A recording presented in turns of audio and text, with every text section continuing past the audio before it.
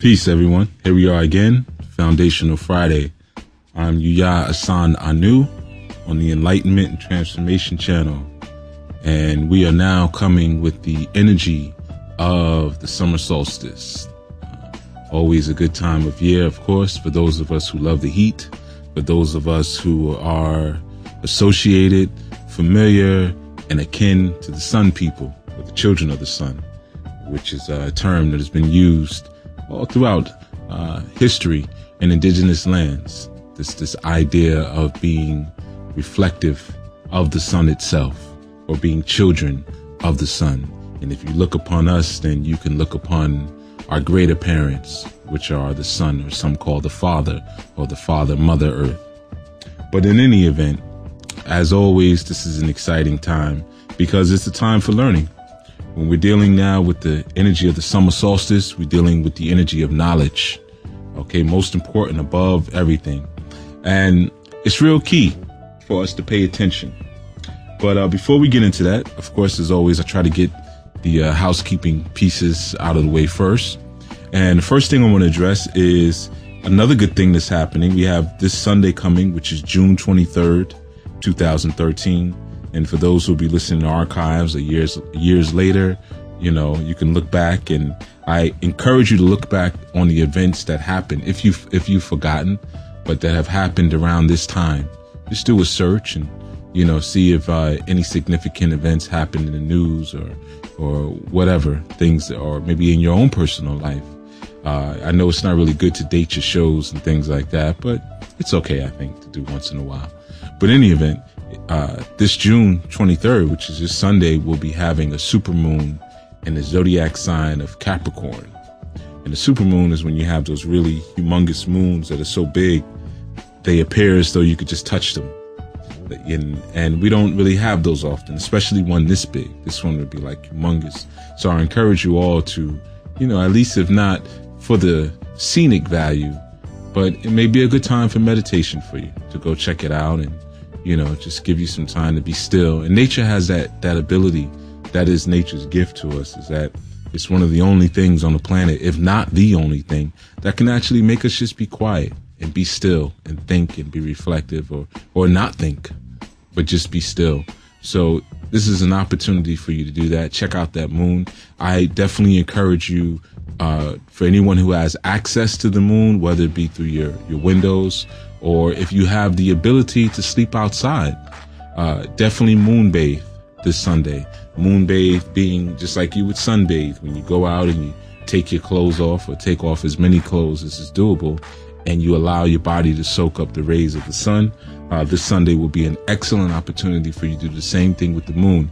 If you're doing it from within your home, same way, you know, just position yourself near a window where the moon is coming in, take all of your clothes off, and allow your body to soak up those moon rays. It's very grounding, and it's very healing for the emotional body. In our new spiritual training, phase 1, we get, I think it's lesson 4, we get into the healing of the emotional body. Now that activity is so critical, that's associated with that particular lesson. As you know, those of you in the class and those of you not, each lesson or lecture that's offered, there's an accompanying assignment that you have to perform. And of course, later you're judged on your completion of those assignments. Not how well you did or how clear certain things were, but your ability to complete them properly. And of course, as an instructor, I know if you completed them right or if you just rushed through them. But in any event, that's one that you don't want to rush through, because you can't really do anything from a healthy sense. You can't do anything for yourself or for anyone else if your emotions are not right, if they're not in order, if the energy or the water that's inside of you is not in alignment with your ritual, then they're actually going to govern and rule whatever you're trying to do. So if you have anger inside of you and you're trying to do a certain type of ritual, your rituals will always be tainted with that energy of anger. I addressed this not too long ago. I think it was a blog post I did speaking about love is not pain. And you can find that. I put that on either Sadulu House or iwhatarethespiritualgifts.com. But if you go to saduluhouse.com, you should be able to find it. And the name of the post is Love is Not Pain. It's pretty good. It's something that came to me one dawning, and I just decided to write about it and share it with the family.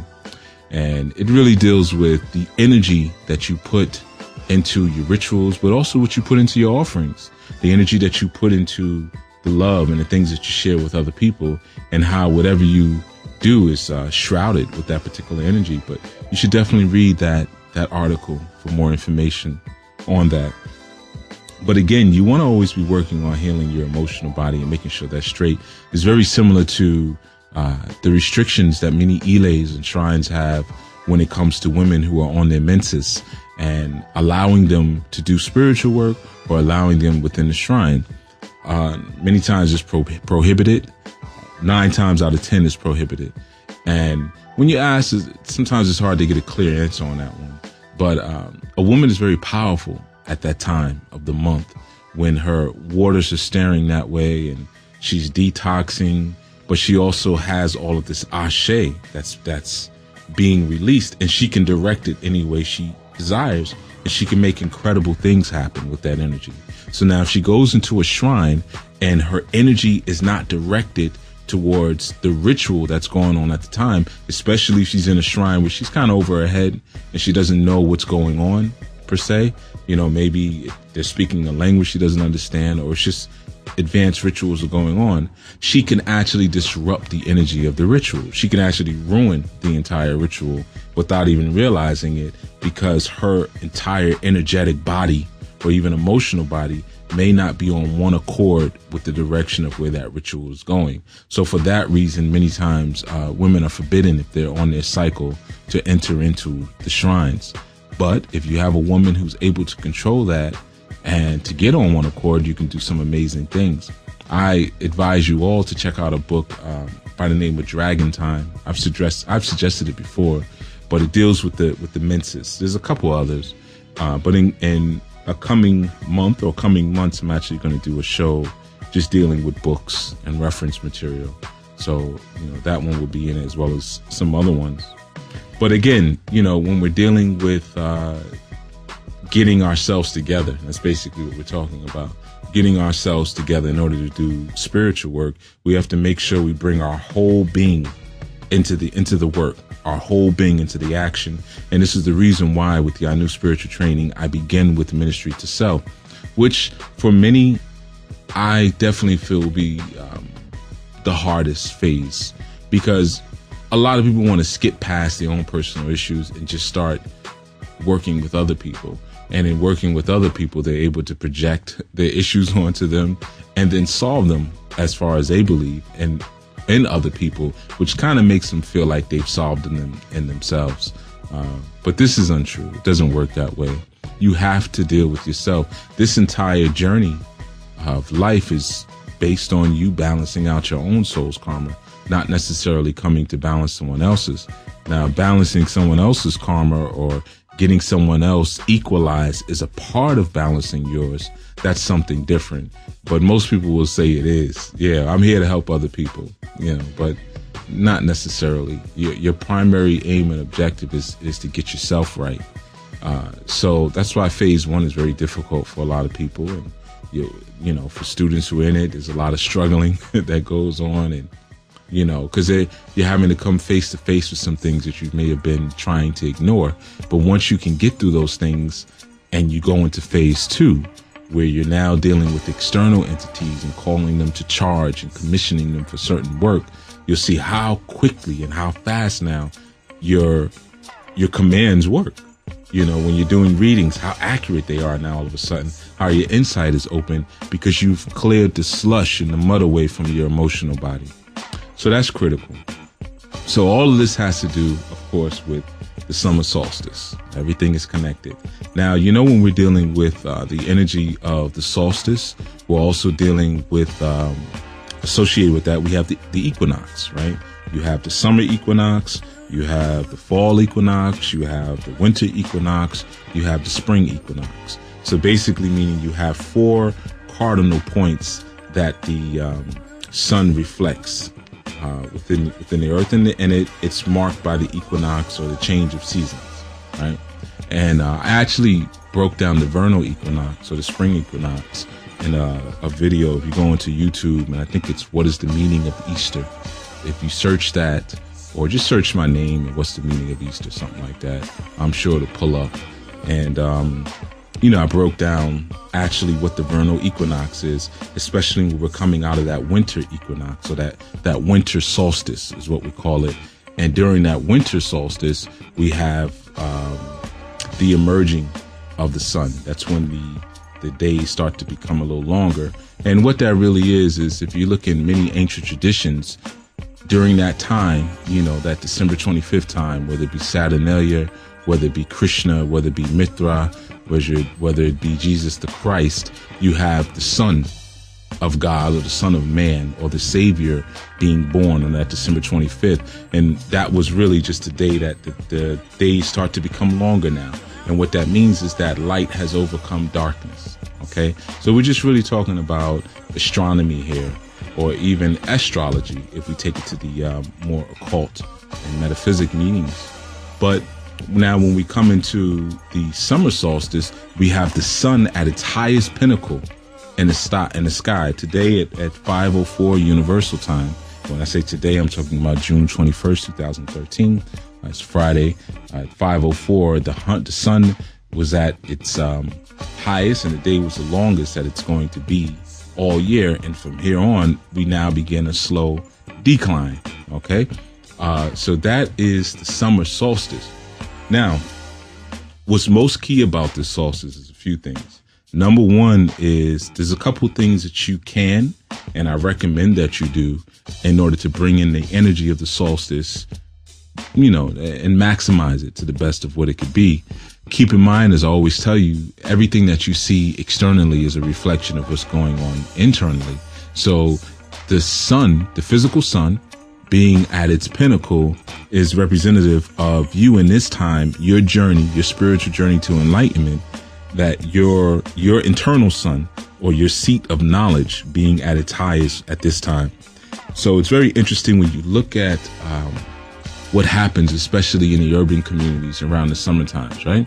The summertime is a time when you should really be buckling down in your studies. Okay, this is a time now you should be reading, you should be congregating and ciphering with other, we'll call believers, or other people walking in the way, other people who are part of this life, and other people who are dealing with the higher vibration. But typically what we do in the summer is we just do barbecues, and more importantly, what's sponsored by all of these different townships are all of the free concerts. So at a time when it's most hottest, and at a time when our first eye, which we know to be our brow chakra, or our Ori Iwaju, dealing with the Yoruba, at a time when that is most active and most receptive to us now taking it to the next step, going to our path of not only enlightenment, but coming from that Obatala energy coming into Shango, right? Because if the sun was born December 25th, who was the sun? Shango.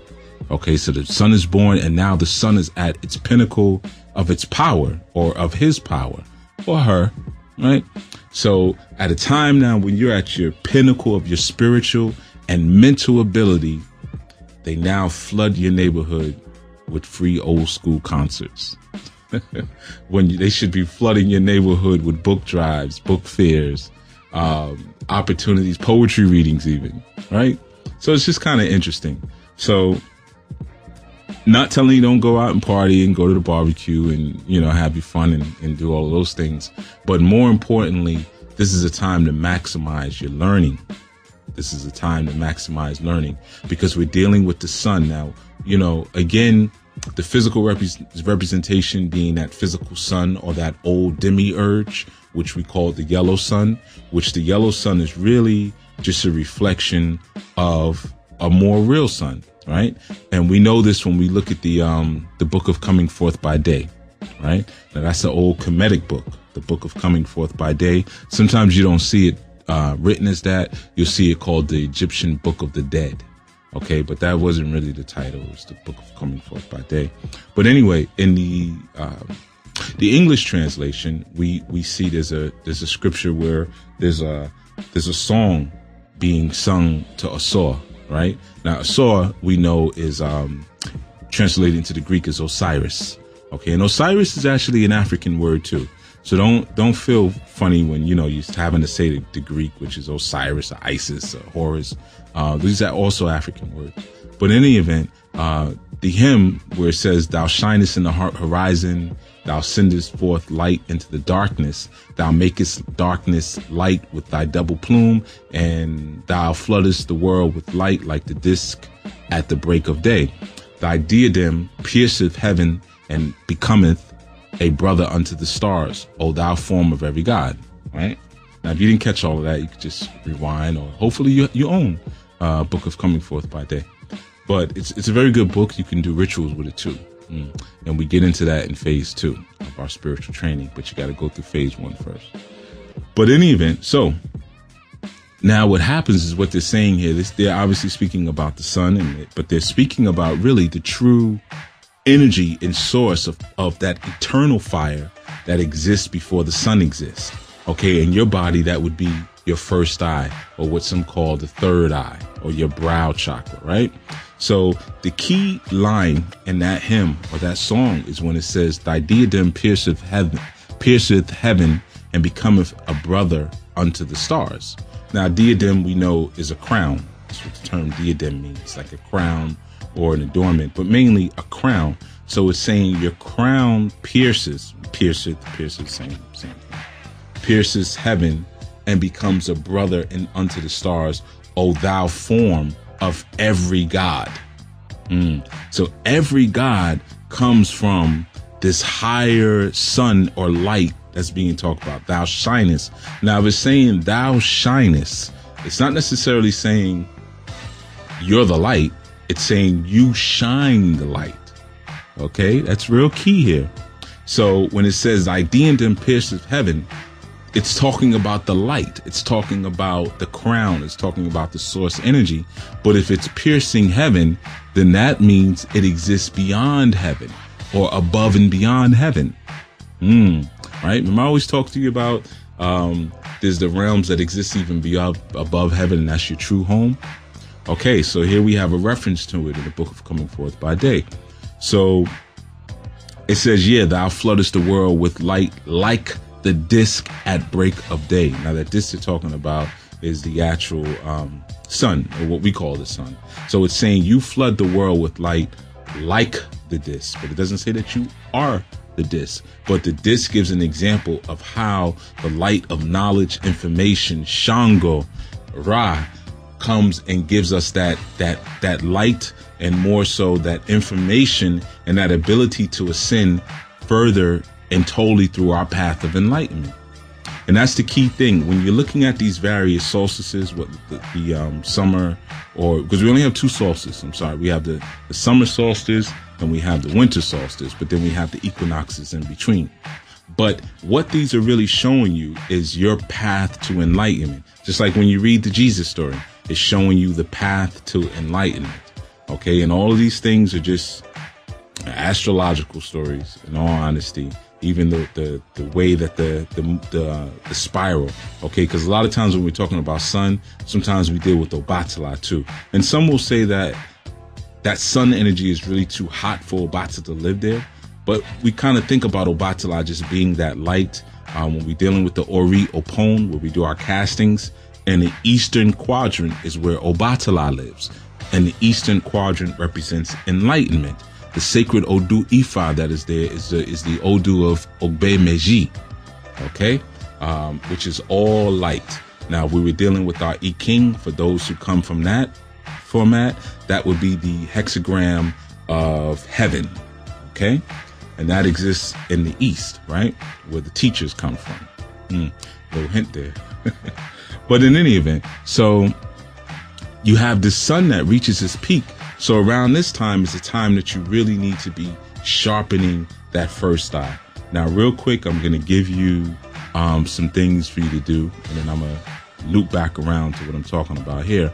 But few steps for you to get ready, or for you to maximize the energy of the summer solstice. Number 1, you got to do a home cleanse. You have to do a home cleanse. I know we do our spring cleaning.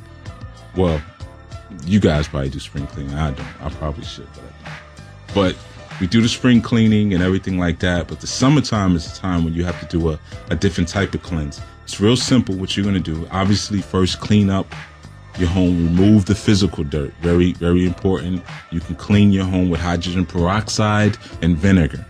Okay, those are very powerful for this cleanse. You can also use ammonia, especially in the corners of places.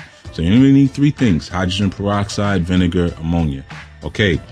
Now, while you're doing this cleanse, while you're cleaning up, and while you're just focusing your energy on that sun, that highest sun, which for you is your first eye, but is also your Ori Iponri, your soul, the highest aspect of who you are, I want you to take a few drops of cinnamon oil, okay? Essential cinnamon oil, not the fragrant, just, but the real cinnamon oil.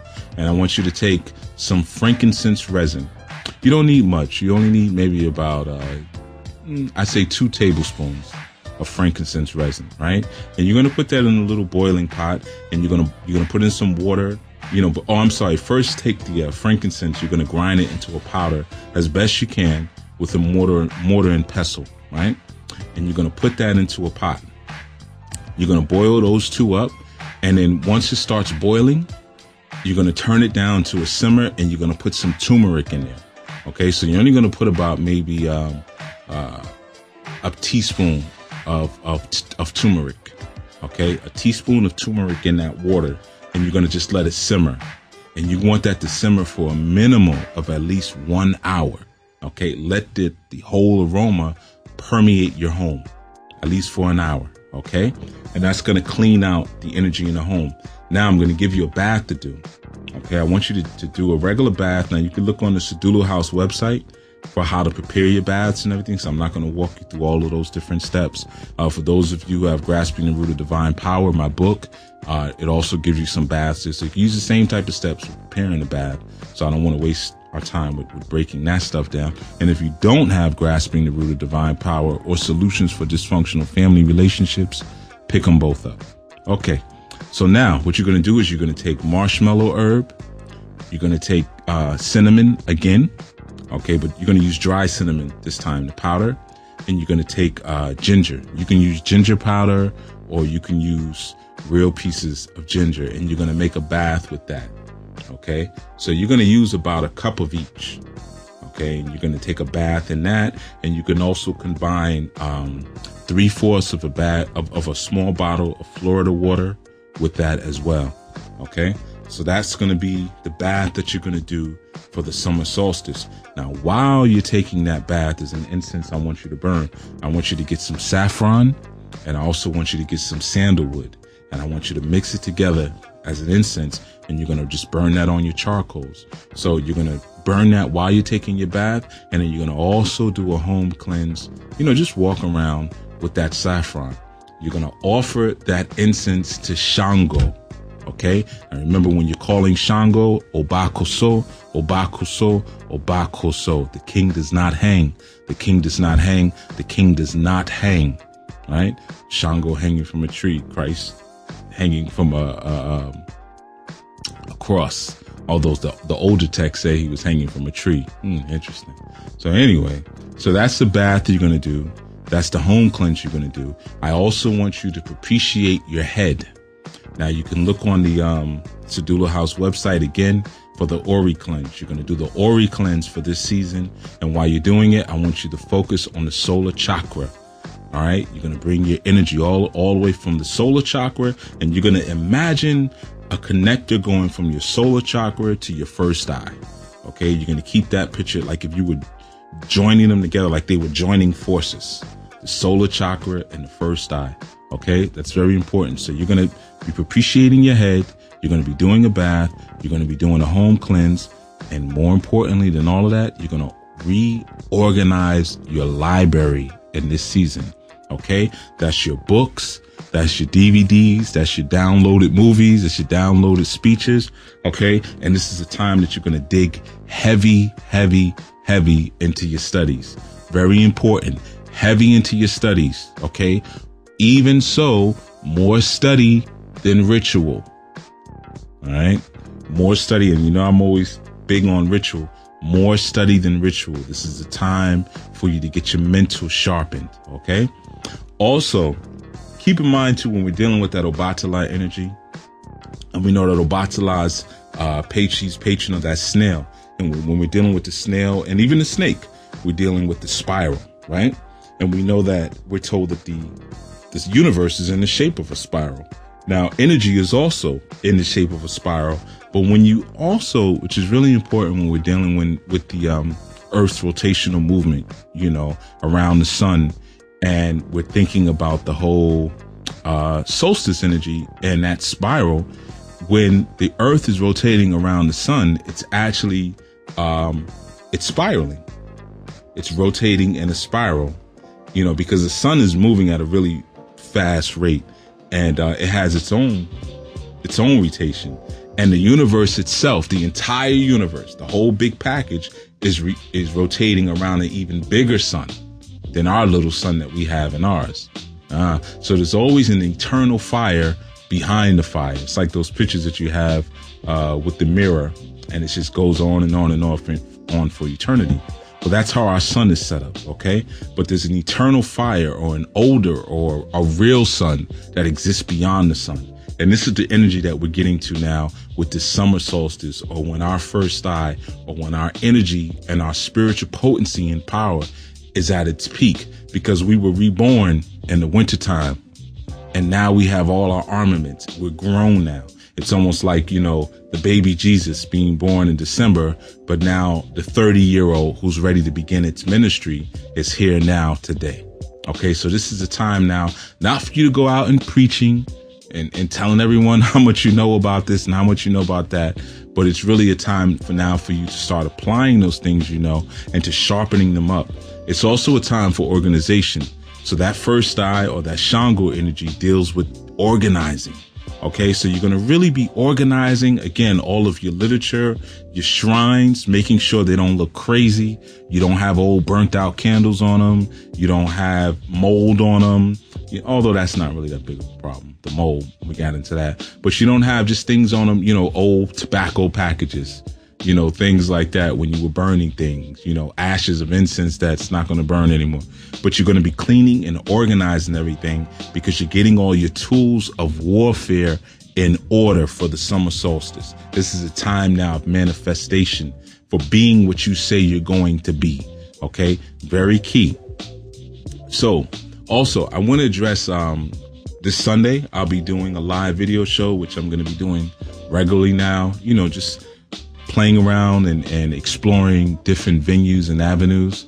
Not totally definite on the time yet. I'm still working on that. I'm trying to figure if I want to do a morning show, which it probably will be the morning, or I want to do a late night show, but it will probably be in the morning. Stay tuned to the Sadulu House website. Or more importantly, also sign up for the ANU newsletter, which is at anunation.org, ANUNATION.org. Okay, and you sign up for the newsletter there. Also, go to the Facebook page for Sadulu House and click like on it. When you do that, you stay abreast of what's actually happening, things like new videos, as well as, newsletters and things like that coming out, like this new show I'm going to be doing. Also, remember, this is the month for discounted classes as well as discounted spiritual readings, starting from today until the end of the month. All readings will be $40, but you have to purchase them through the whatarethespiritualgifts.com website. There you'll see a posting on the page, and you can get the discounted readings there, as well as information on the discounted classes for phase 1. You can get in cheaper now. The code for it, if you want to go straight to Udemy, is 2013 Summer Solstice. Okay, but I urge you and advise you to go through the whatarethespiritualgifts.com website, and you can get all the information you need there on that. Also, this Tuesday, 7:45 a.m., I will be on the Men's Morning Show. Okay, that's a blog talk radio show. You can check me out there. I'll be a featured guest, the Men's Morning Show. And for those who want to tune into the new video show that we'll be doing, it will be at Ustream, and that's Ustream / and the name of the show is Self-Actualization with H. Assaan-anu, and there are hyphens in between each one of those words. I also put a link in this show's description as well, and on Facebook. So stay tuned. Join us there, and also sign up for classes. You can get in cheap this month and get your reading for your solstice. And until next time, peace.